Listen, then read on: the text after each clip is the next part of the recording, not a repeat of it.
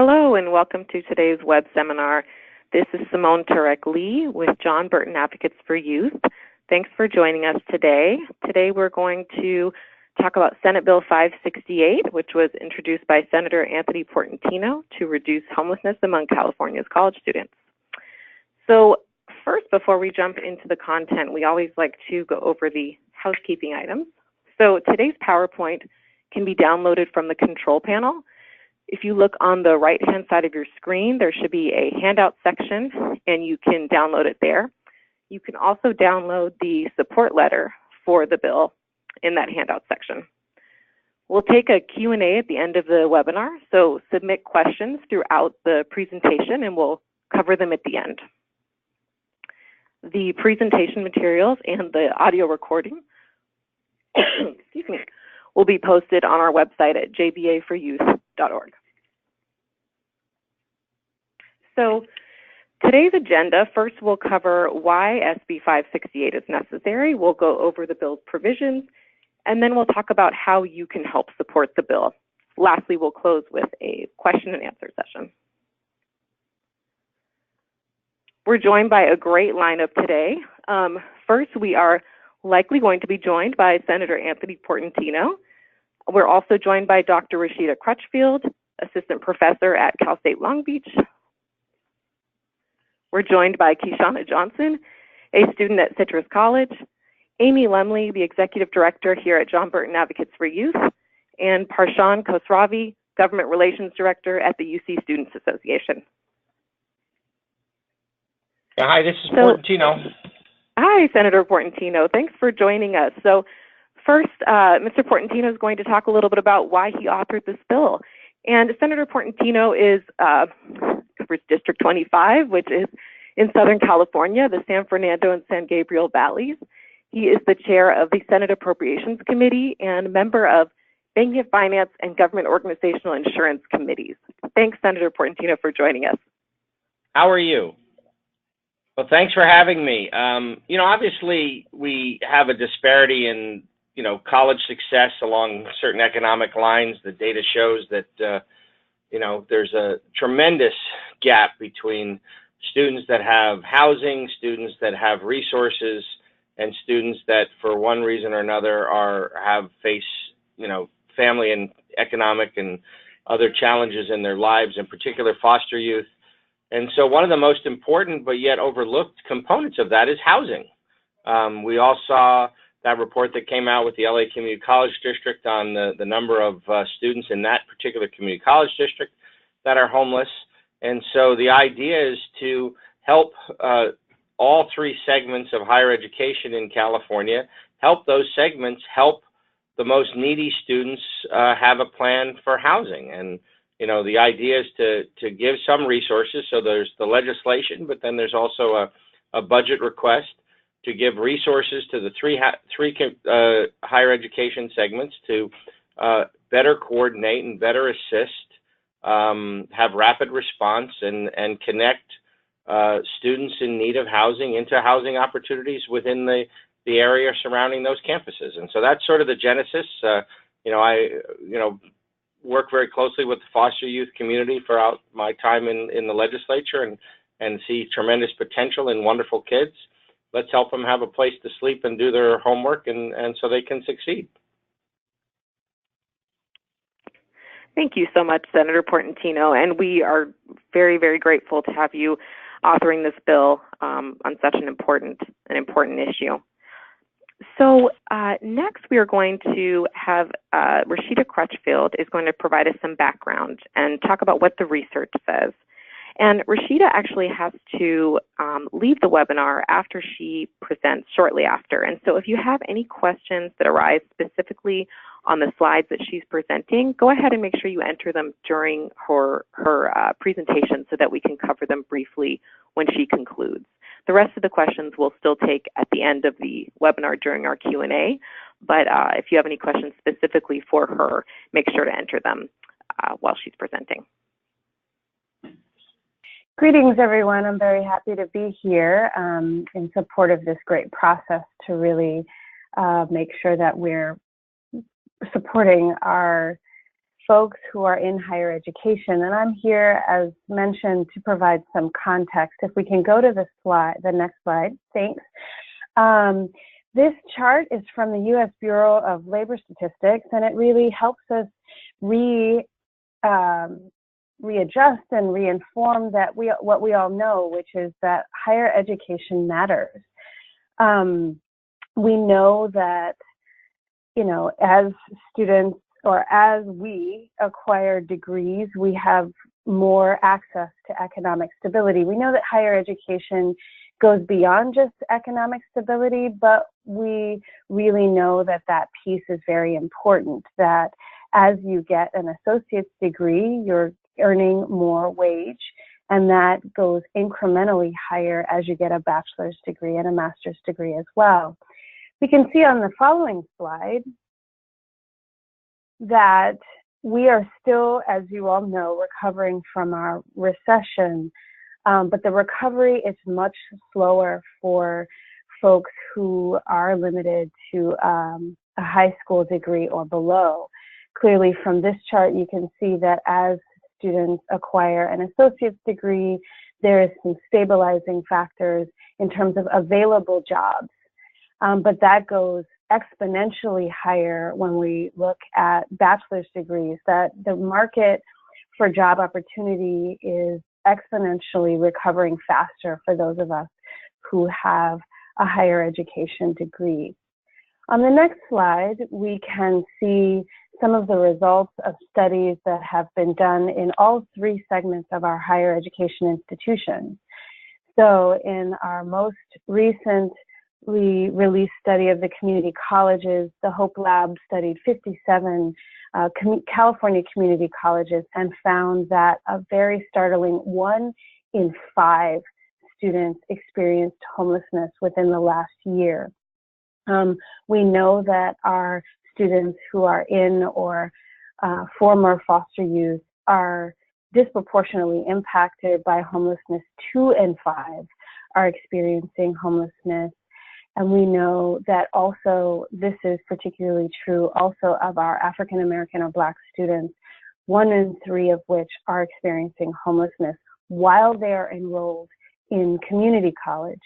On the next slide, it shows our study of the CSU system that Dr. Jen McGuire and I led, and we found that 10.9% of students, so almost 1 in 10 of our CSU students experience homelessness. And I'll talk a bit more about what that really looks like in the coming slides. But again, we found disproportionate impacts on current and former foster youth, as well as 1 in 5 first-generation Black African American students experience homelessness. So that's 18% for Black students.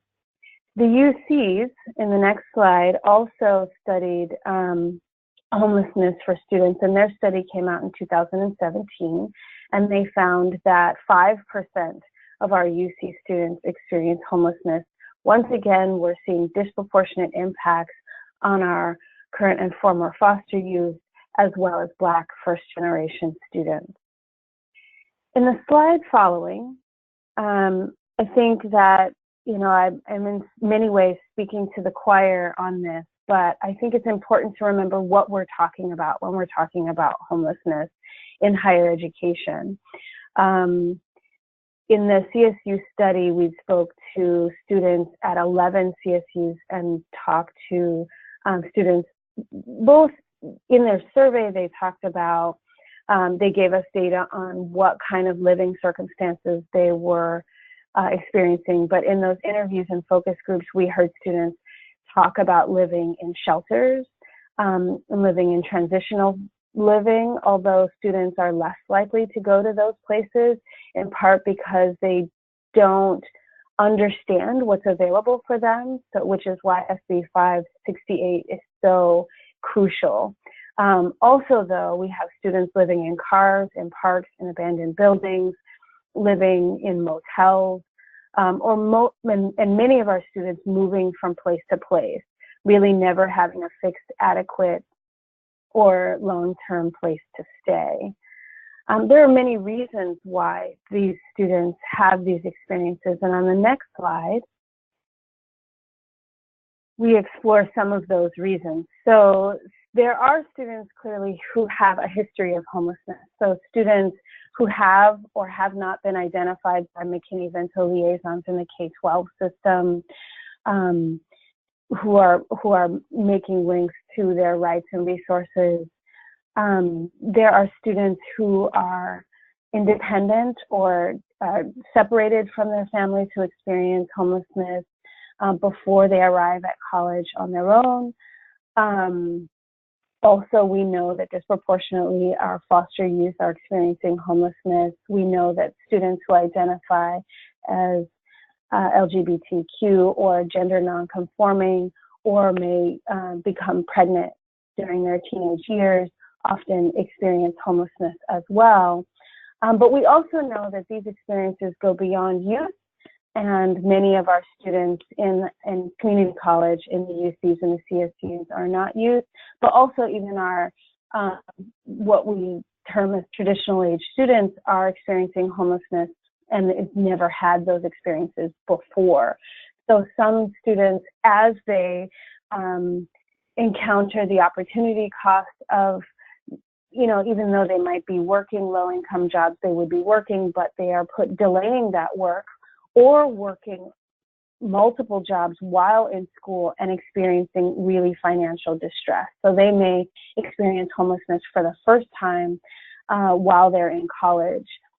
College is expensive, and even though we know that the CCCs, the CSUs, and the UCs are more affordable than our national colleagues, still the cost not only of tuition and the cost of books and things like that are cumbersome for students, but the cost of living, as we know in California, is outstanding in many places. So those costs while going to college can manifest homelessness. We know that students who sometimes come out or, once they graduate from high school also experience homelessness as well. In the next slide, this chart is again drawn from the CSU study, but we know that homelessness has impacts on every part of students' lives. So students talk about how difficult it is to concentrate, how difficult it is, as Senator Portantino pointed out, how difficult it is to study, to manage all of the things that happen when you're in college, not only studying, but also, again, students are often working long hours. So our students who experienced homelessness reported more poor health days, more impacts on their mental health, days in which they couldn't function as they typically would, and we also see a lowering of GPA when students experience homelessness. So if folks have questions for me, please feel free to ask them. Otherwise, I'll yield the floor. Thank you, Rashida. We do have a question for you here. First, this person wanted to thank Senator Portantino for authoring this bill, and then has a question for Rashida. She says she appreciates the resources for 18 to 25-year-olds. However, at the community college, the average age is 27, and 1 in 5 are experiencing homelessness, as mentioned in the research. Do you foresee resources for this age group? I think we have a long way to go in this work for all of our students, but particularly for those who are returning students.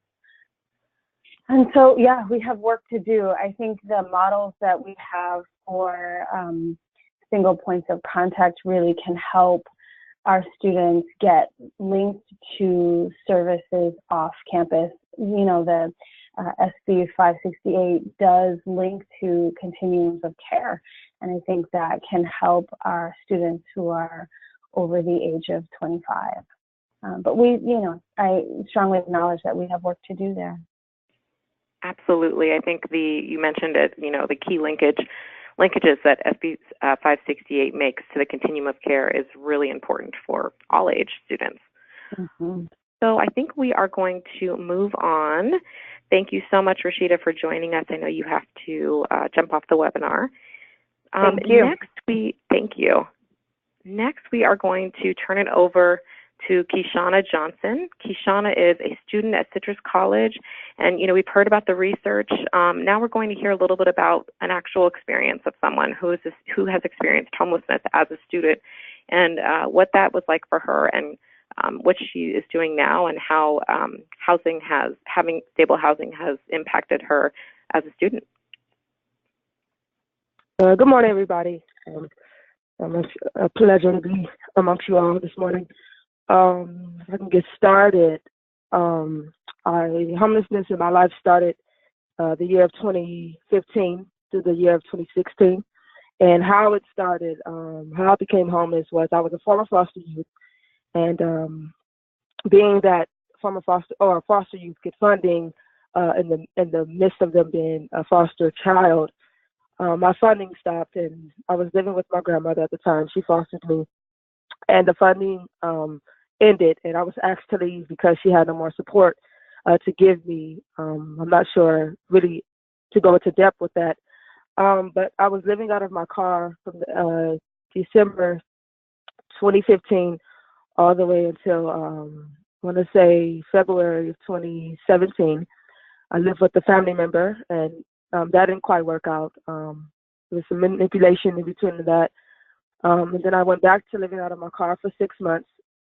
And the process of that, I would park my car in different, in front of storefronts, parking lots, and I was still enrolled in school February 2016. And October of 2016 is when I became homeless completely.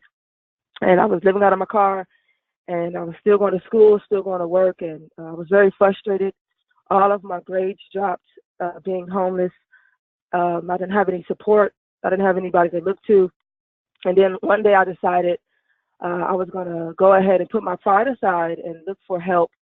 And I went to my counselor here at Citrus College, and they tried to help me. And for months, they were trying to get me into different programs, different shelters.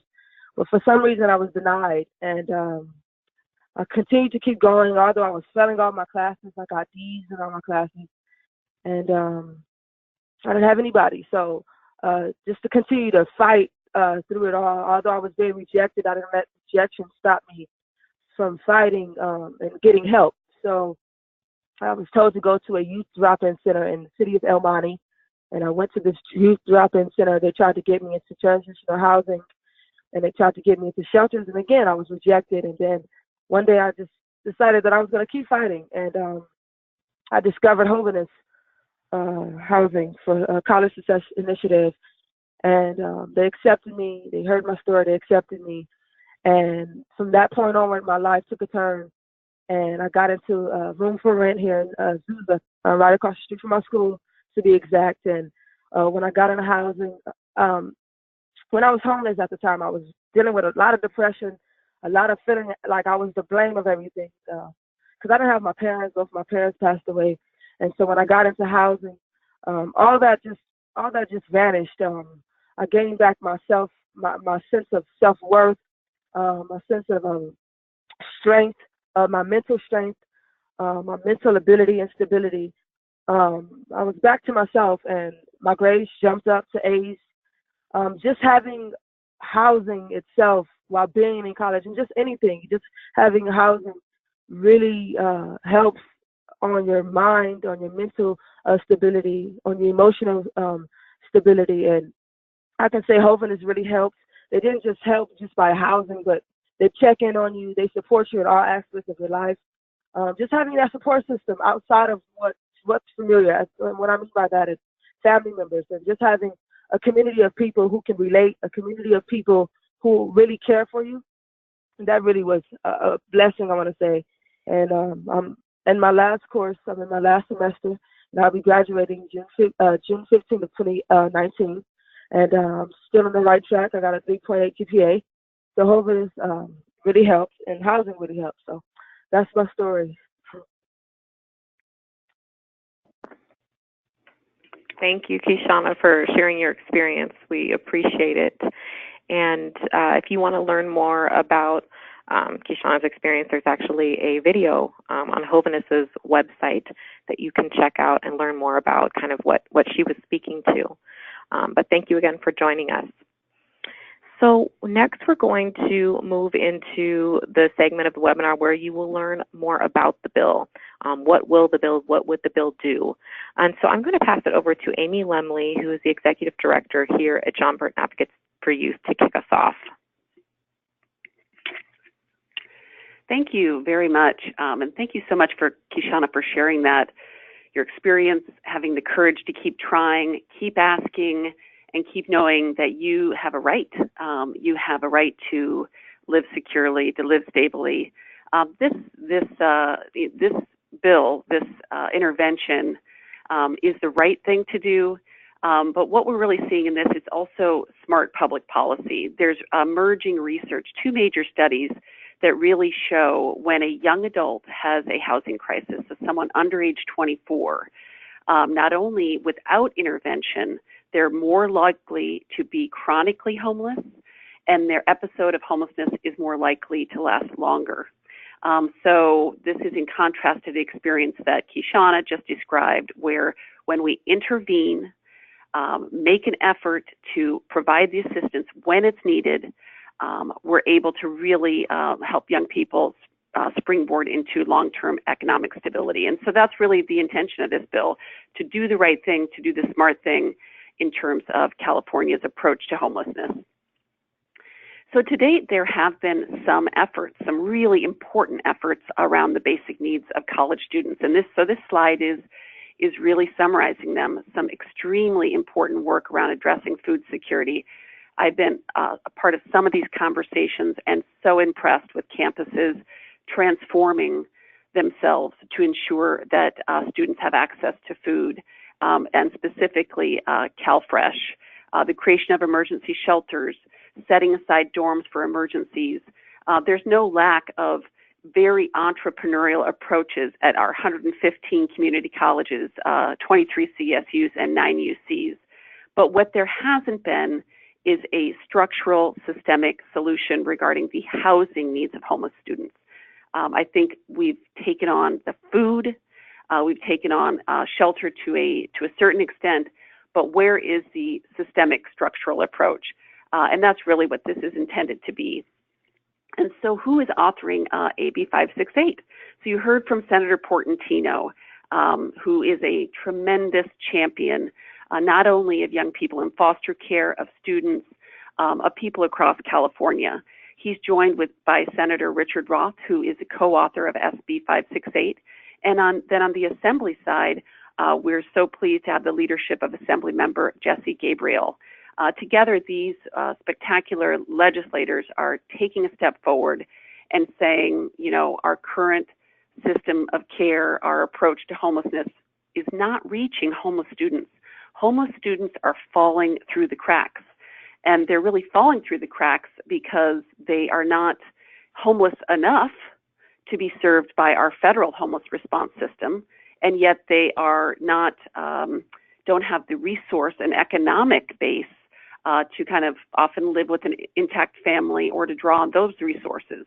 So there's a big crack they're falling through, and 568 is really intended to close that. And we really want to just acknowledge and thank these legislators for stepping forward to bring this proposal forth. So the 3 provisions of 568, I'm going to talk about some of them. Parshan is going to talk about some of them too. The first one is to have college and universities partner with local housing agencies to create rapid rehousing programs for homeless students. And that is one similar to the one Kyshawna described briefly, but you'll hear much more about what that provision includes. Secondly, it includes provisions to improve linkages between colleges and community-based housing services. And then finally, it's really closing that loop, regarding access to financial aid for homeless students, because we know for all students, receipt of financial aid is one of the best predictors of college retention and degree completion. For vulnerable students, such as homeless students, it is mission critical. Without it, there simply is not a path forward. So we'll talk about these in more length. But first, we're going to talk a little bit how 568 is modeled after the College Hunger-Free Campus Initiative.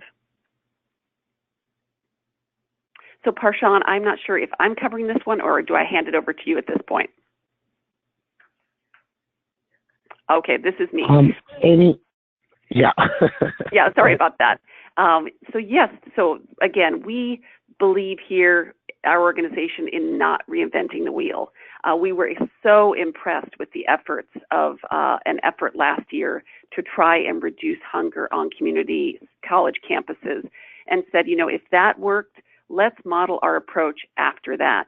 And so what it was a $13 million investment in fiscal year 18-19 to bring newly available financial resources to campuses across the state. And what does it do? First, it develops a student meal credit sharing program. It creates campus food pantries, and it designates employees to assist students with CalFresh enrollment. And so these are practical first steps forward in terms of saying we're not going to wait, we're not going to rely on other people to figure this out. The universities themselves are going to, and colleges are going to take a step forward in addressing these basic needs. And there's a lot of exciting work happening all across the state as this College Hunger-Free Campus Initiative gets rolled out. And so that is really what this is modeled after. Hunger was addressed last year, and this year, let's really take a meaningful step forward in addressing homelessness among our college students. And now I will turn it over to Parshan. Thanks so much for being here. Thank you, Amy. And great to be with you all. So as Amy mentioned earlier, SB 568 has 3 provisions. I want to dig a little bit deeper into the first provision of it, which focuses on creation of new housing resources for college students. So colleges and universities that receive funding for the program under this provision would partner with a local housing agency in their community to create a college-focused rapid rehousing program to quickly move homeless students into stable housing and support them to sustain housing over the longer-term period. The really rapid rehousing is a model that is one of the primary housing interventions funded by federal level by HUD. And these programs exist really in every community in the state and, in fact, across the country. Rapid housing program model combines housing identification, placement with ongoing financial assistance and intensive care management, case management designed to support housing stability. So the way that college-focused rapid housing differs from traditional rapid housing is the addition of 2 components that's very specifically there to deal with the student population and address that.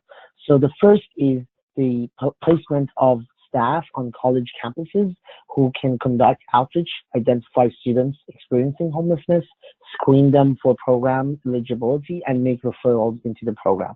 And the second thing that it does is that the case managers are typically and specially trained to be able to support not only housing retention, but also other college retention as well, such as being knowledgeable about issues of financial aid, college support programs, and other resources that can assist students to remain enrolled and be successful in their academic pursuits as well. And one of the things that's, next slide, please. One of the things that's very unique about the approach that this bill has is a housing first model. So in keeping with both California law and nationally recognized best practices, providers will use this model that was first really created and formulated as an approach and quickly became successful in connecting individuals and families experiencing homelessness to permanent housing without preconditions and barriers to entry. So that's really the key here, right? This housing model uses housing as a tool rather than a reward for engaging in certain behaviors. SB 1380, which was passed in 2016, was really the foundation of housing first model being created as and intended for all programs receiving state funding. Prior to that, the programs often required people to demonstrate housing readiness, and I put this in quotes here, housing readiness before being able to be offered housing. So what would the housing readiness include would be things such as being able to show that folks are having employment requirements and have mental health issues, substance abuse issues, and that are showing readiness by having engaged in these programs before they could get housing. And they would have to show the compliance with these preconditions before being enrolled. Housing First is really guided by the belief that people need basic necessities like food and a place to live before attending anything less critical, such as any of those above mentioned, such as getting a job, budgeting properly, or attending to substance use issues. You can't really address any of those if you don't have a place to live and a food to eat. And so that's where really Housing First provides. Housing First providers offer services as needed and requested, and on a voluntary basis that do not make housing contingent on participation in these services. And the housing options offers and supports that are made available are driven by the student's choice and self-determination as the program goes on. Next slide, please. So the way it works in real practice would be, the model starts with a housing specialist who assesses the student's housing needs and then assists the student to find appropriate housing. Providers who have been doing this work for many years typically have long-standing relationships with the landlords in the community who are willing to rent to participants and students and understand how the program works. This can be very particularly helpful in cases of high-cost areas and when working with students with no to really poor credit histories to whom landlords may be reluctant to rent otherwise. So once the student is moved into housing, the provider pays a portion of the rent through a rental subsidy for up to 24 months. The amount of the subsidy is tailored to the needs of the students. And the funds can be used for other things as well, such as other housing-related costs, such as deposits and rental application fees. So now that we have housed the student, the provider then offers intensive case management services to assist the student to sustain housing. This can include support with financial aid access, employment support, budgeting and financial literacy, support for tenant-landlord issues, and addressing other barriers in the student's life that may have contributed to their homelessness. So again, really, we deal with the housing first, and once the housing is figured out, then we can address other underlying barriers. Next slide, please. So is rapid rehousing effective? And really, there's a very straightforward answer to this, and the answer is yes, it is. It's one of the most effective solutions up to date. A 2016 U.S. Department of Housing and Urban Development study that evaluated 23 sites implementing rapid rehousing found that the program was an effective approach to addressing homelessness. Less than 2% of participants in the program exited back to homelessness, and 90% of participants did not experience another episode of homelessness within a year after exiting the program. And the program was also found to be the most cost-effective method of addressing homelessness, with an average monthly cost of $880, as opposed to the significantly higher cost of traditional housing, which is around $27 or $6 a month, and emergency shelters, which is about $48, $19 a month. Next slide, please. And to go to the earlier points that were brought up, the program in Los Angeles, operated by Jovenes, has been the trailblazer of this model, and their results demonstrate the program's effectiveness, not only in supporting housing stability, but also educational retention as well. Jovenes partners with 4 local community colleges to implement the program, and of the 48 students housed through this program, 78% of them have either graduated or remained enrolled. And this is particularly noteworthy given that the 1-year retention for all community college students is just at 70%.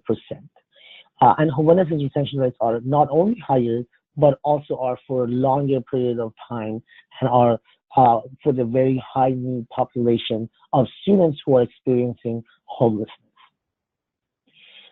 And so let's quickly dig into who would be eligible. And before we talk about the eligibility, I do want to mention, right, we have the levels of homelessness is a crisis, right? We have 1 out of every 20 students at the UC, 1 out of every 9 students at the CSU are homeless.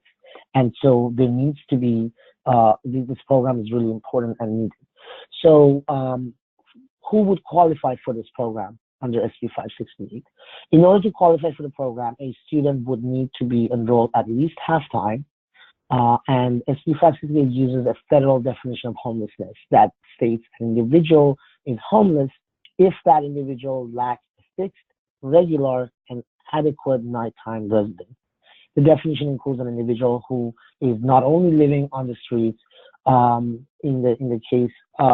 care or in shelter, but also those who are couch surfing, or in other words, students who are moving between friends and families without stable housing, as well as those living in substandard housing. This is really also a huge, very important piece to many of our homeless student population who are couch surfing.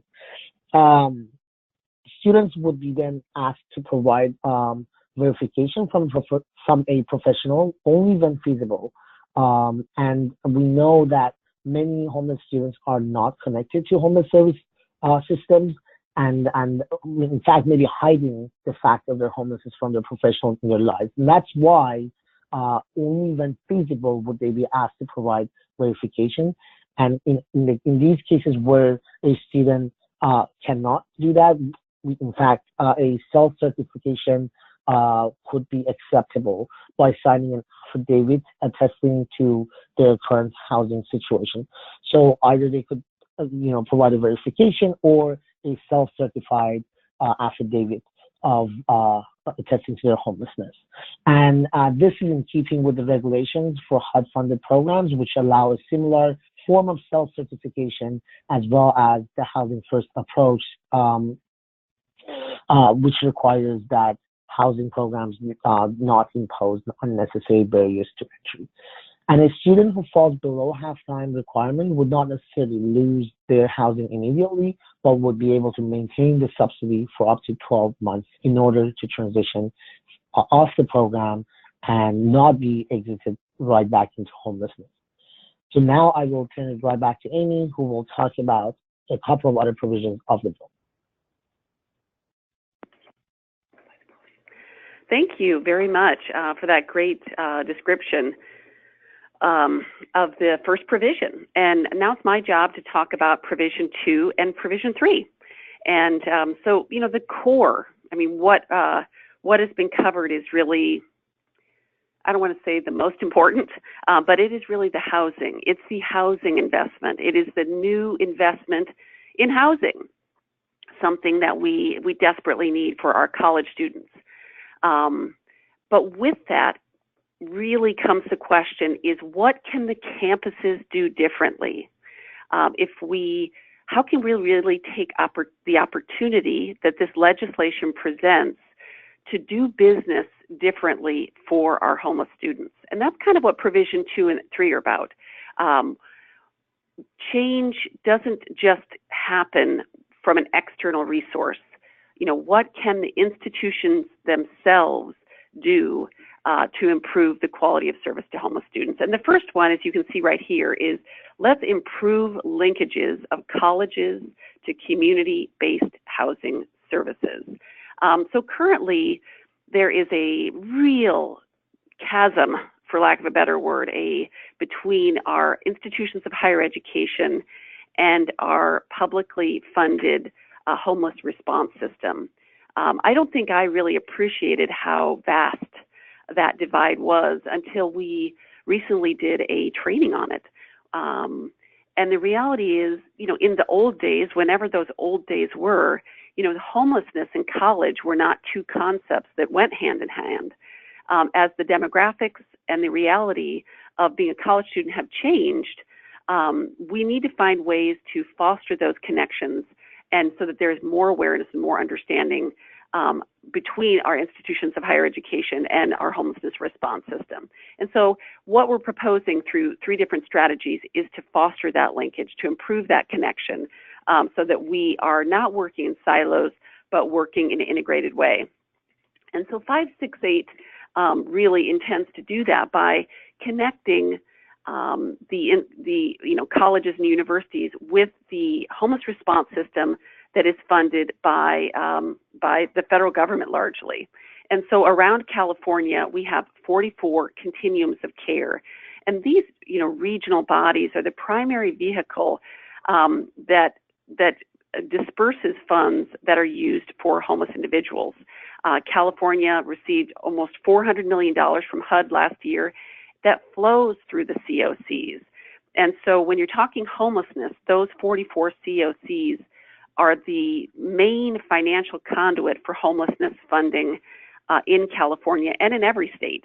And yet again, there's a real lack of understanding and integration between these regional entities that are not county-based, they're not city-based. Just to make it a little bit more complicated and interesting, they're regionally based between these entities and the colleges and universities. And so the way 568 proposes to foster this collaboration is first, it would require a institution that elects to participate in this program to establish a relationship with their local homeless continuum of care. Some campuses have this, many campuses don't. When we recently did the training, there was a lot of interest in the roster that was distributed.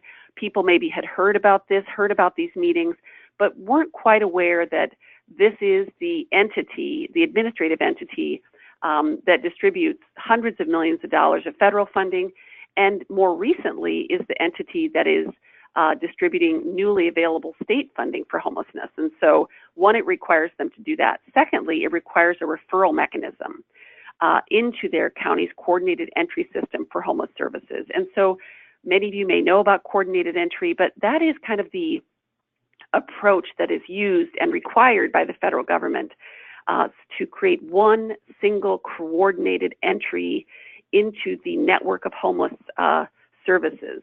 And yet, again, many campuses don't know how to access these services through coordinated entry, and that they may not even know that they themselves can be a place where coordinated entry can be administered. The third way to foster this collaboration is a requirement in 568 that all homeless student liaisons receive at a minimum 2 hours of training annually on how to access housing assistance through the local coordinated entry system or comparable local mechanism.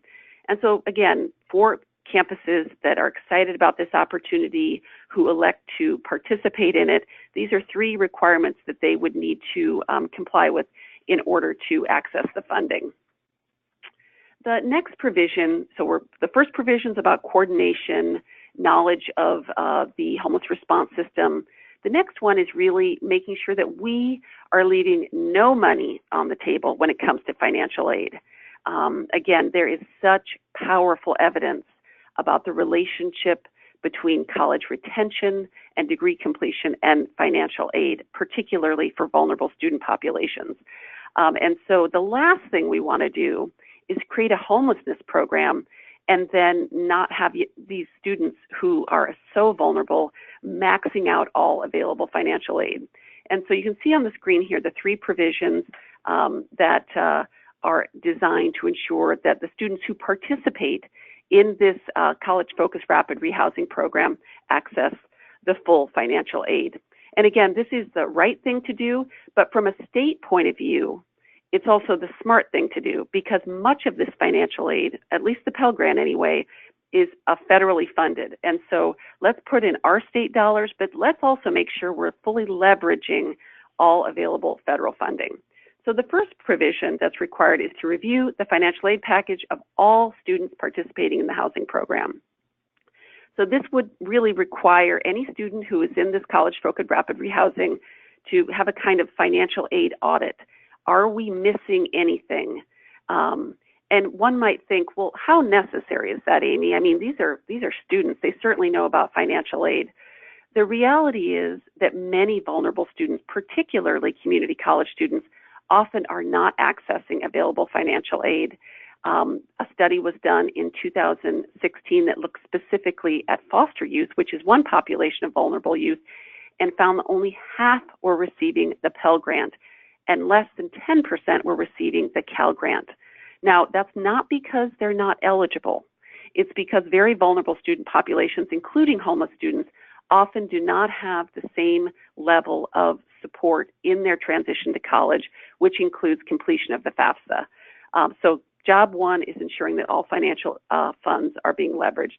Second is, let's ensure that if a young person is participating in a homeless program, such as the college-focused rapid rehousing one that's being proposed, that they, if they are eligible, that they're deemed independent, that they have independent student status. And by being determined eligible, they do have that independent student status, which automatically makes them eligible for additional financial aid. And so again, if you're homeless enough to be in a homeless program, then you're homeless enough to be an independent student. So let's make sure no one is falling through the cracks and that we're not inadvertently requiring homeless students to report information on their on people in their household who clearly are not offering any form of financial assistance. And then the third thing it does is it evaluates whether the student is eligible to adjust his or her cost of attendance. So that's the first thing that is required under financial aid. The second thing, it requires institutions that receive this funding, and again, only those institutions. This is not a system-wide requirement, but it does require those institutions to adopt policies that enable homeless youth to maintain access to financial aid. And specifically, it's looking at satisfactory academic progress. Many of you on the web seminar are probably extremely familiar with SAP.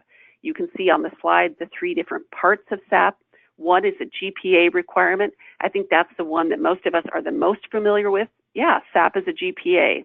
But there are two other provisions. The second provision is a requirement that students complete a set percentage of credits attempted. And then a third one, which is a time frame requirement that requires students to complete their degree within 150% of the credit hours required.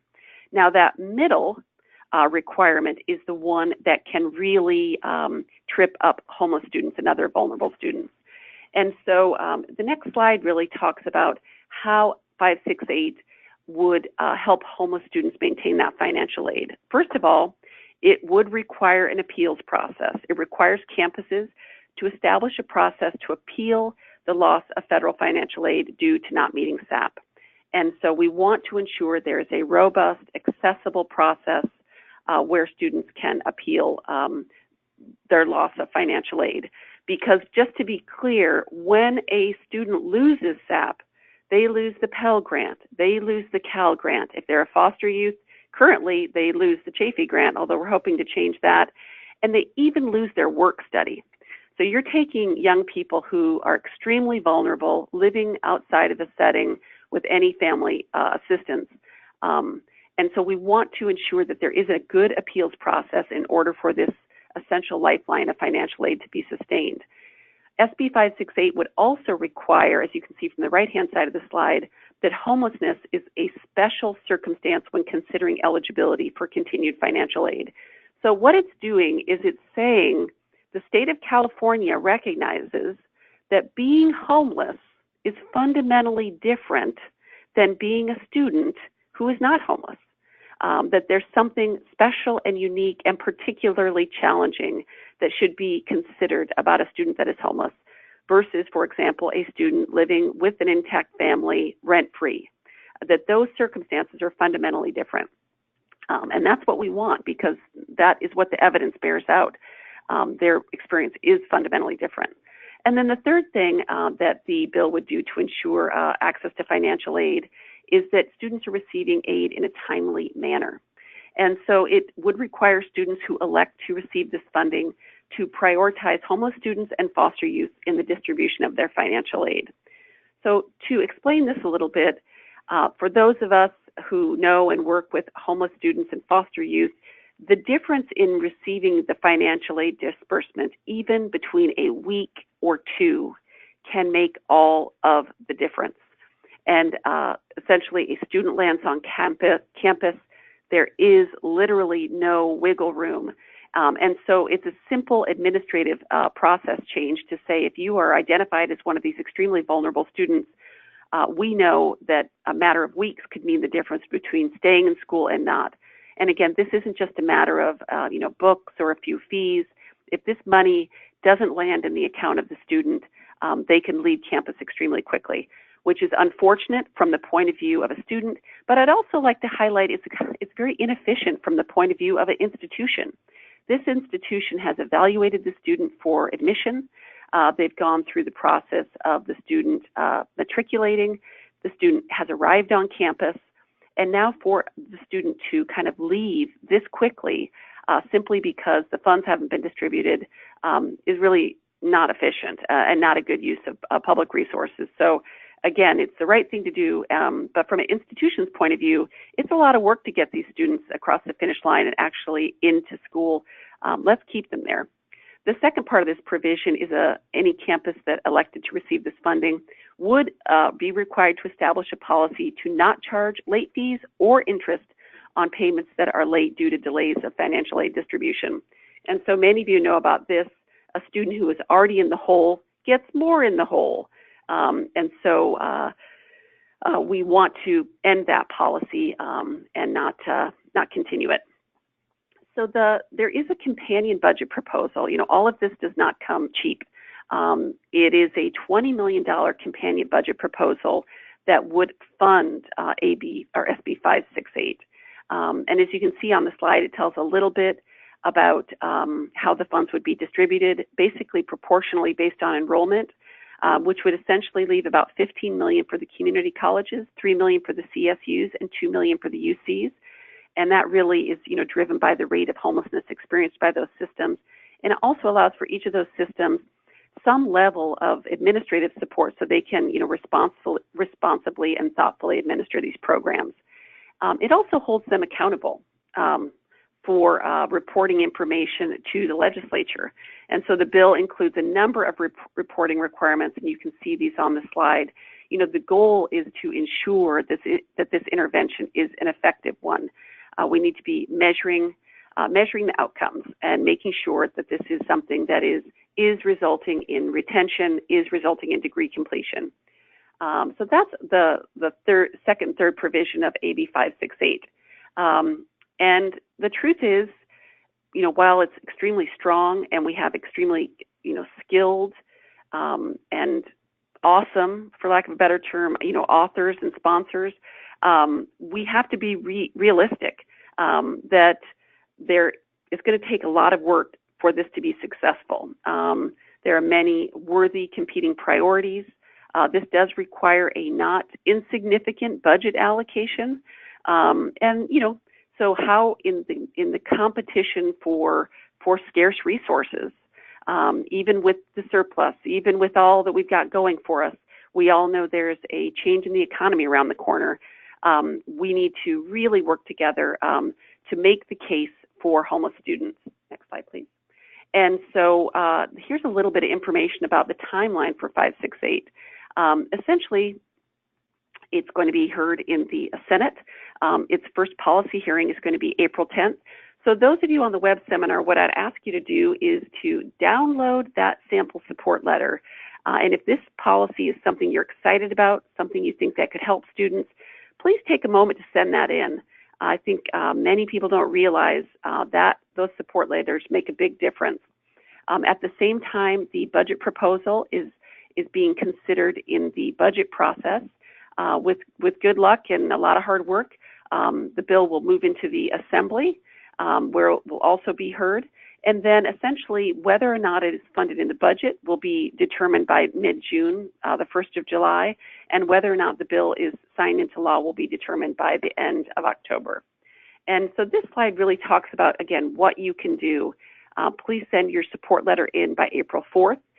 We also, with the companion budget proposal, we also would like you to join that is a sign-on letter. So it's even lower barrier. You just need to go to that hyperlink and add your organization's name. But I think, just as in today's web seminar, a lot of us can cite the facts and figures. Bringing young people to testify, to share their lived experience, to show that someone doing everything they're supposed to do can still wind up in college and homeless makes all the difference. And so if you can, please attend that April 10th Senate Education Committee hearing and bring students who can share their lived experience. Nothing tells the story in the same way. And so from here, I'm going to hand it over to Simone. Thank you, everyone, for your time and attention. Thanks, Amy. I'm going to jump right into Q&A. We've gotten a few questions about the financial aid provision, the various pieces of that. Are these things allowable according to federal guidelines? Yes, they are. These are all things that campuses can develop policies on and implement now. And what SB 568 does is says, if you're going to be accessing funding for this housing program to then partner with housing providers to administer this program for homeless students, that you also need to have these financial aid policies in place. So these are not things that are in opposition to any federal, current federal guidelines. There was a question about the case management of the program. Who handles the case management of the homeless students? Is it the work of the community college or the housing program? It is the work of the housing program to provide that case management. However, we know that there are many great campus support programs across the state, and so students might also be receiving, support from those programs on campus. So they may have a case manager with the housing program, and then also have someone on campus who they're working with. And there was also a question about Jovenes. Is it a college or a housing program? It is a housing program. They partner very closely with 3 community colleges in Los Angeles. And someone wanted to know, can you clarify how campuses apply for the funds for these funds, and then how local nonprofit organizations apply for the funds? Amy, do you want to talk a little bit about what that looks like, the partnership? Absolutely. One, we know that $20 million, based on the evidence that Rashida presented, is not enough to meet the system-wide need. But this is a solid first step forward in trying to implement this effort and this program. And so if successful, if included in the budget, the money would go to the 3 sectors. The sectors would develop some type of process to distribute the funding. Similar efforts in the community college system have required campuses to respond to a request for a proposal or a notice of funding availability that includes certain information about why they're interested in this and how they would comply with these requirements. And then the different institutions would select the participating campuses, and then the funds would be distributed. As for nonprofits, I'm glad that the person brought this up, that would be, there's really a local determination that the, institutions, my sense probably would be any kind of RFP may require the community college or the CSU or the UC to perhaps specify which rapid rehousing provider they're working with. So if you do rapid rehousing in your community and you're interested in potentially partnering with one of your local institutions on this, a great first step is just reach out. If you're a housing provider, let your campus know that this could potentially be coming down the pike. If you're a campus, start to think about who your rapid rehousing providers are. And if you don't know, please feel free to contact us because we do have the contact information for all of the COCs. And the COCs are the ones who, largely fund rapid rehousing in different jurisdictions. Thanks, Amy. Really great questions coming in. Just a reminder, if we do not cover all these questions, we will follow up with you after the web seminar. Someone mentioned, they thought they heard us say there were no requirements for the housing program as far as no requirement to receive services.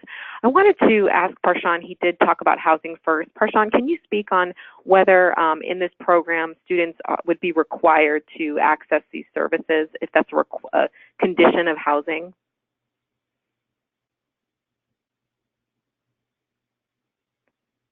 Oh, it sounds like maybe Parshawn, are you muted? Okay, well, I'll just go ahead and take this one. So yeah, so housing first, you're correct. Those are not conditions of housing. So a student would not be kicked out, for example, if they were refusing to meet with their case manager. Of course, these programs try to hire people that have really developed great rapport with young people, and so that they're very skilled in working with them, becoming comfortable with them, and then meeting with them is something that hopefully they'd want to do. But Senator Holly Mitchell's bill, SB 1380, which requires housing programs to be housing first, those core elements do include housing is not conditional on requirements such as engaging with services, sobriety, having a work requirement. All of these things are not requirements. And so it looks like we are at our time. I know there were a lot of great questions we couldn't get to, but we will certainly follow up at a later date. And if you want more information about SB 568, our website does have several materials, but you can also follow up with Debbie Raucher with our organization, and her contact information is there on the screen. Thanks so much to our panelists and to everyone who joined us today. Bye-bye.